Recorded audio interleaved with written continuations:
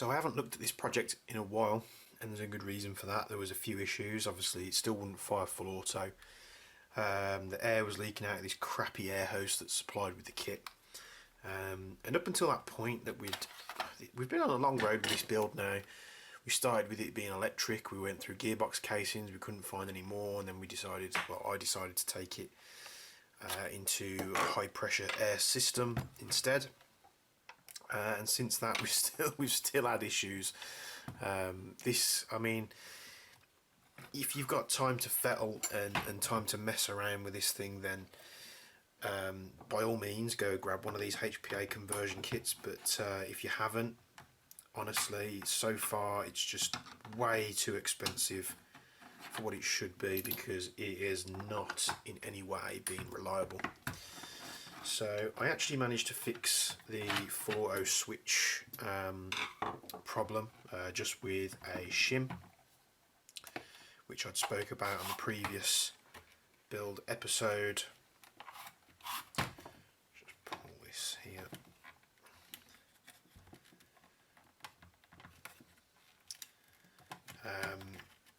So all I did was took a plastic shim out of like a gate tighten installation kit, anti-backlash stickers which you get with the version 3 gate tightens. This is going to be a pain now.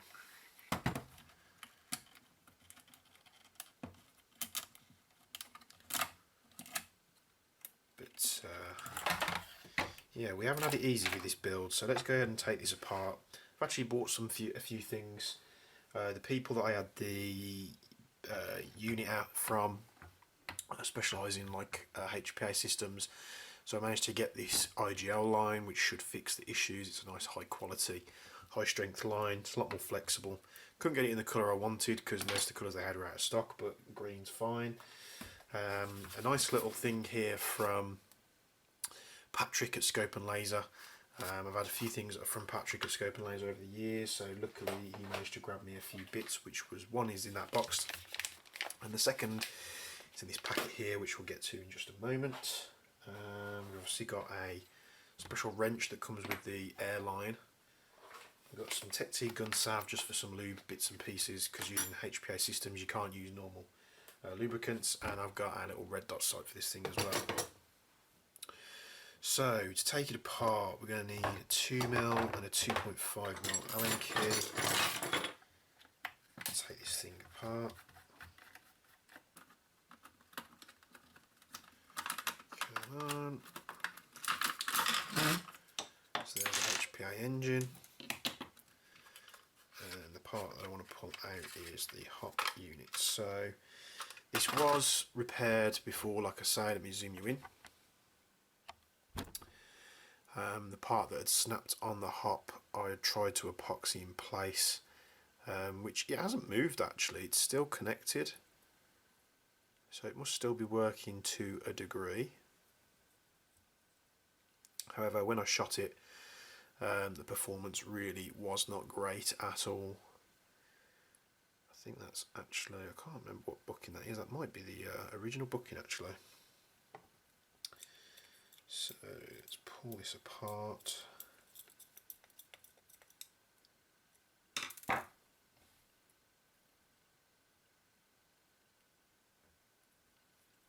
screw, almost forgot.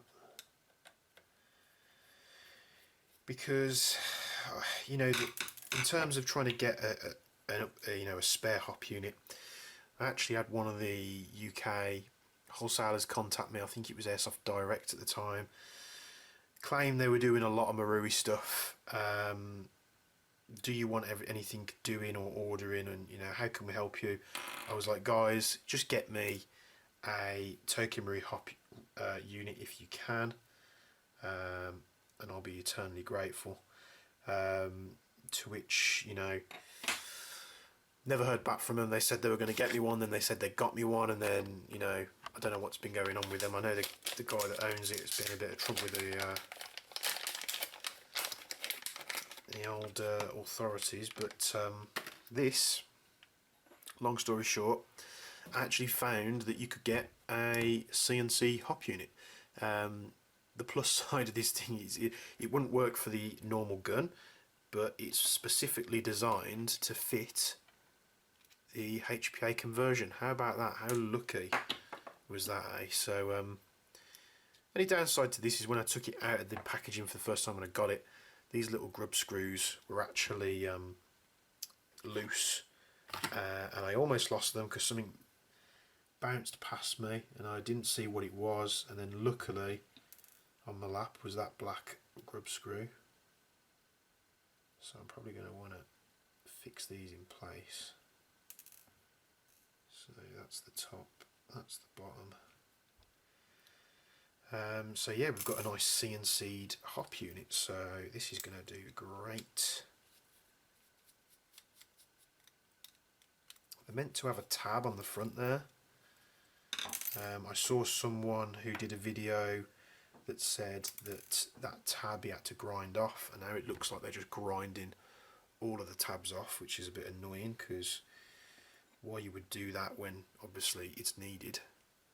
You can obviously see parts of the hop unit are broke there, smashed to smithereens. So let's get this on. So this fits on just like so. There we go. I'm hoping we get at least a minimal amount of accuracy out of this thing because it wasn't cheap, but then again, what is nowadays? So that's got that in place. We're going to fit a nub because it doesn't come with one, so we're going to place one in there.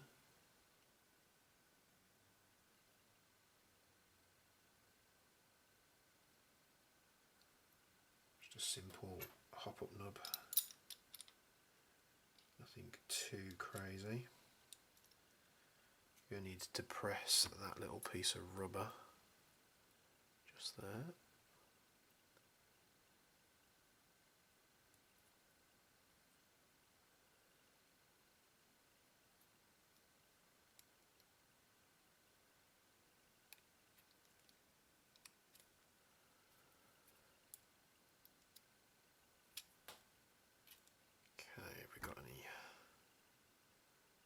That actually looks really good. Yeah, put my hand there so you can see it. So that's off. That's on. Seems to hold the barrel nice and in place, so far so good. We've got a grub screw to put in the side that has a flat bottom.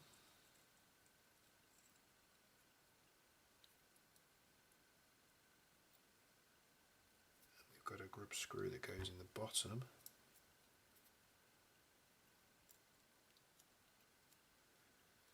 This is obviously so you don't slide it either way too far. Sorry, I'm out of shot there. Screw that one in.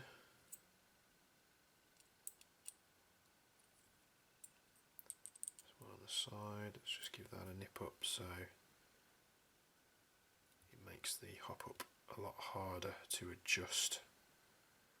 So I imagine that's a screw that once you've set your hop where you want it, what you're probably going to want to do is just nip that up so it holds it in place. So we'll just put a little bit of adjustment on and then just nip it up. So the only problem with this is what on earth is going on there? The barrel can actually move down, so hopefully that's not going to be an issue. And this sits onto the Polar Star jack. We're probably going to want to line the sides up so it's flat. Take the smaller grub screw, place this in the bottom. I hope to God that this actually works, because like I say, we're quite heavily invested in this in this gun now.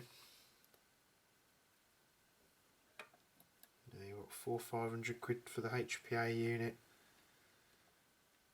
Probably like another 40-50 odd dollars for this hop unit as well, which is so far not a good fit on the front of the barrel. Let's hope that holds. So we're going to have to feed everything through again. We're going to want to hold this securely because this is the part that we want.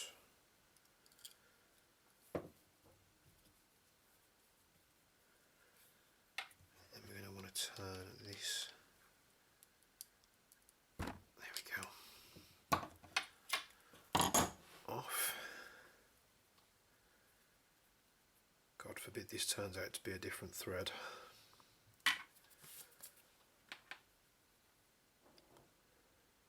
We look the same, so panic over. And then we want to take our IGL, plug that into this connector, this 90°. We've got a special wrench that comes with the IGL as well. Amped Airsoft have done a good job on that. So get something to lever this down on, and then we can tighten that up. I don't want it too tight though. There's our new 90 with our new hose that shouldn't leak. So let's pop this into place.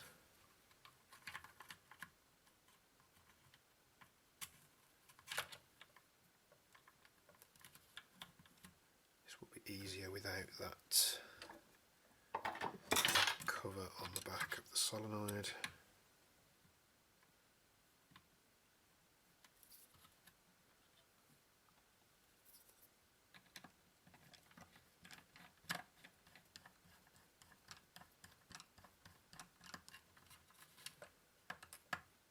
Tighten that up onto the back of the jack. The wiring on that is absolutely horrendous. We can place that back on, and then what we're going to want to do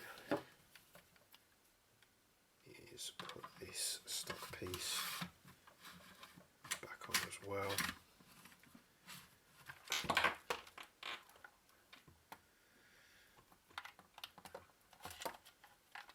Pop the pins in so it holds it in place. Perfecto. Just pop the screws in so they don't come out. Sorry if I'm droning on a little bit, I'm just trying to, that's the wrong Allen key. Just trying to stay focused on what I'm doing.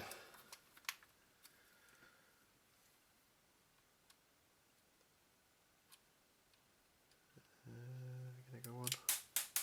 Oh.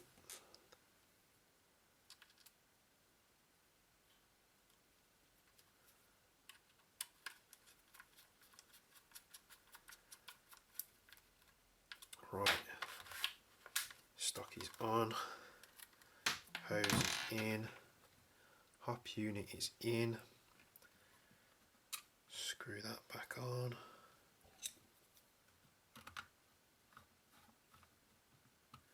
it's on.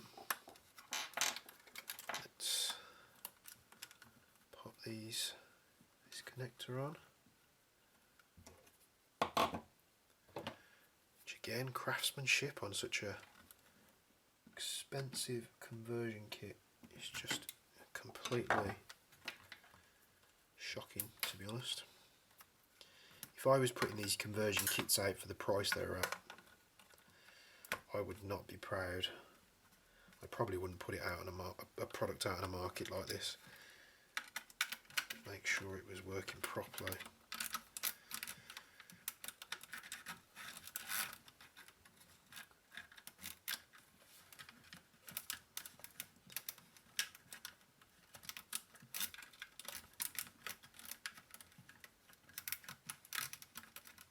Come on, there we go.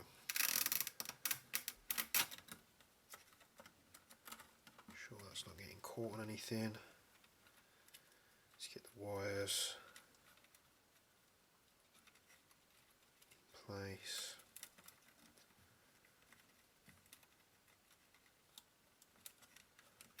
Like so.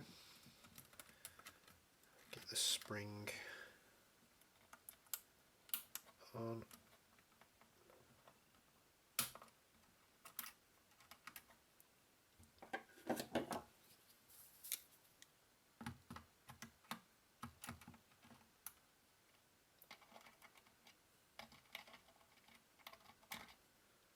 Grip the wire.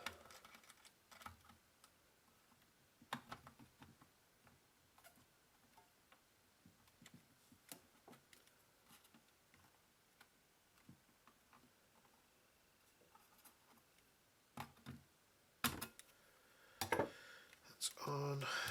Let's get the rail section.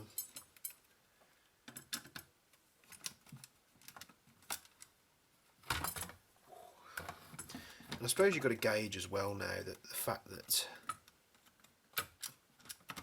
how expensive, for what I paid for this conversion kit, I could have gone and got the new one from VFC/Umarex.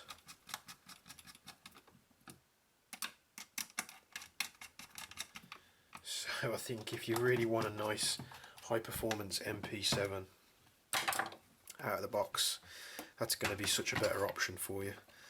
But let's get an airline, let's see what this thing does. Plugged in, let's get a battery and an airline. Airline is connected. We are plumbed in. We are leak free.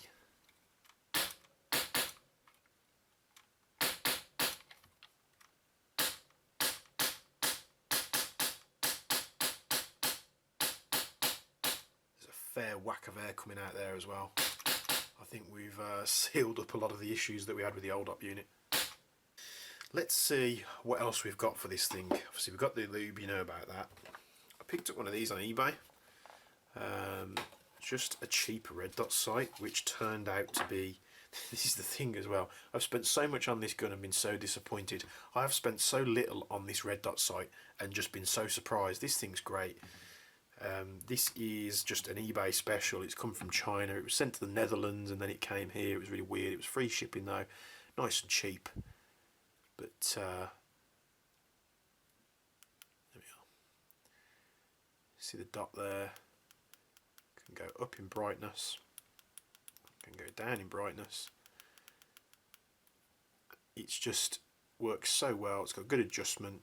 Comes with a couple of riser mount options. With a quick mount as well that's like spring loaded. This thing is cool as. So I picked up a red dot sight. I didn't really want to spend a fortune. Saw this on eBay. It was cheap and cheerful. So I thought I'd give it a punt. If it's going to go on now. Yeah, that's why. That's why. So it clips on there. It's nice and low profile. You've got so many different options with this. You've got a short mount here, and it come all SIG traded, which was a bit naughty. But it comes with the tools, comes with batteries, everything you need. Comes with a protective cover. I've been playing around with this already, so I just thought I'd show you what I was going to pop on there. So as well as the, let's take the line off. As well as the red dot, I picked up, I was looking for suppressor options. So I had this that came with the cheap MP7, TM MP7 when I had it off a friend. It was just a thread adapter for fitting like 40mm counterclockwise suppressors. Great. The amount of suppressors I've tried on the MP7 and it really doesn't look great. And the problem was this adapter was sat out really far, so it just looked really odd. I shoved this in the lathe to try and turn it down a little bit. Found out it wasn't that causing the issue. It was this, so I just put a drill bit on the end and just trimmed that down a bit, which enabled me to screw this further into the body so it fit closer in. but still all the suppressors that I tried just didn't look good whatsoever. Something wasn't right, so I went and spoke to guy that runs Scope and Laser, Patrick, and I actually wanted one in black. He sent me an email and said, look, I ain't got one in black, but I've got one in tan, because they come in different thread options, and I needed the Marui thread option. So this wasn't expensive at all for what it is. We've got Surefire trades throughout. This is steel, nice steel flash hider, so we can put that on there. Nice and cool looking over. That's not the best bit. Let me get this unplugged, because you're not going to understand what I'm trying to get at without you seeing it. So we'll just nip that board off so I can poke this in and show you. So this goes on there. So we've got our funky looking flash hider now, very nice looking indeed, but the reason I bought this was for the suppressor. But it's in tan, not too bothered about that. A bit of spray paint won't hurt that, or to be honest I wouldn't be too bothered if the suppressor was a different colour.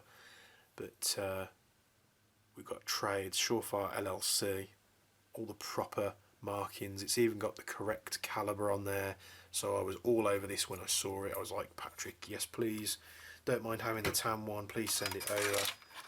Paid the damage, and this is the result. Now this is how a suppressor on an MP7 should look. Nice and stubby, nice and close to the body, not really far in front. I don't like the look of those other ones that you get.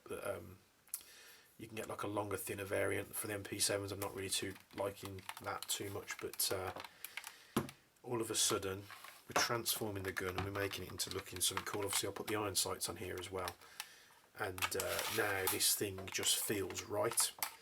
The one thing I'm going to have to change with this suppressor though, if I take it off, it's quick detach as well. So if you're if you want to go loud and you don't want to suppress, because great thing about HPA is you can really make them quiet with good suppressors. So you can go loud, take that off, you've got a nice funky flash eye on there, and it's steel so it resonates. And then we can actually convert this. So it's actually got a weird system where you've got like a tube, a cap that sits like so. So it's basically just a glorified barrel extension. However, if we take this out, let's put the suppressor on there.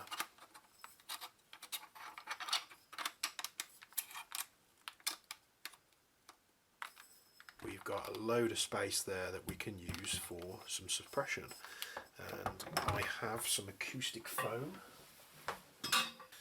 from a company here in the UK. I've got loads of sheets of this. This is good stuff. Probably going to be about half that, so I have some scissors to hand.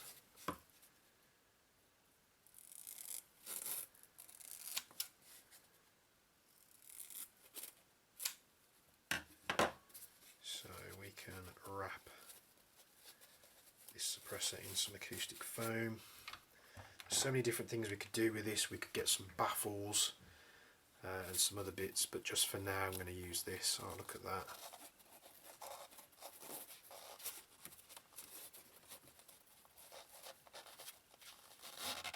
Squash that in there and then open it up.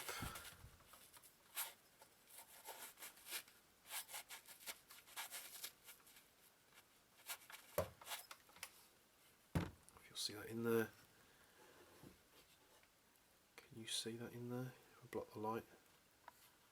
Is the camera not going to do its thing? So I can feel to the flash hider. The flash hider is not blocked. Let's put the cap back on here.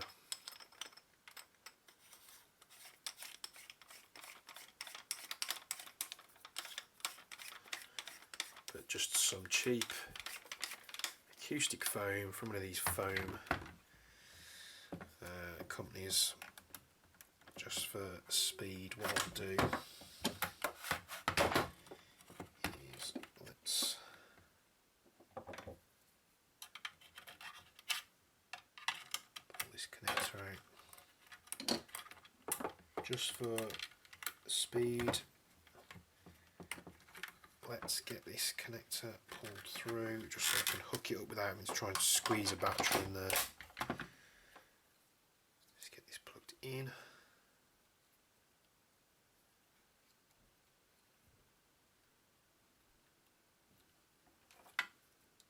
There we go. We are on.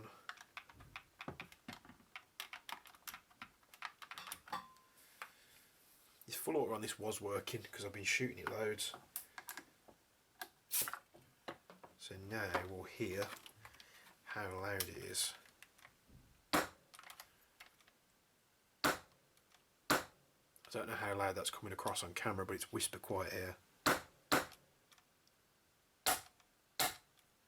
If we put like a fart flap on the end of something, just imagine.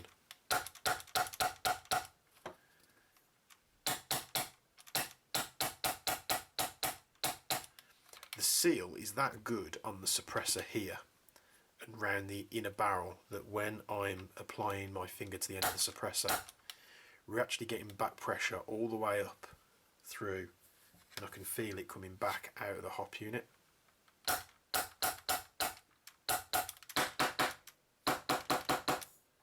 So that's how loud it is with.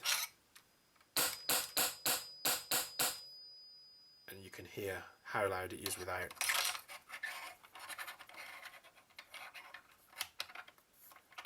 Suppressor back on. Yeah. So I'm going to leave it there. I know it's been a long-winded episode where I've been doing this, that and the other, and it hasn't all gone to plan, but we are light at the end of the tunnel now. I can almost see the end. I am literally just going to do a few touch-ups. I'm just going to correct that backlash sticker on the full auto switch because that's probably just not been knocked out of place as I've removed it all and put it all back in. And then I'll come back in an episode in just a few days. I won't leave it this long, but again, promise. And we'll see this thing firing and we'll get some test results out of this thing. Thanks for tuning into this episode, but stay tuned. I'll have another one going up shortly and we'll be able to see this thing rocking and we'll be able to take some measurements on how quiet the system is as well. So thanks, and we'll see you in the next episode.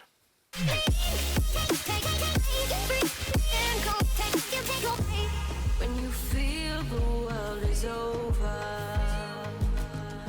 when you say you feel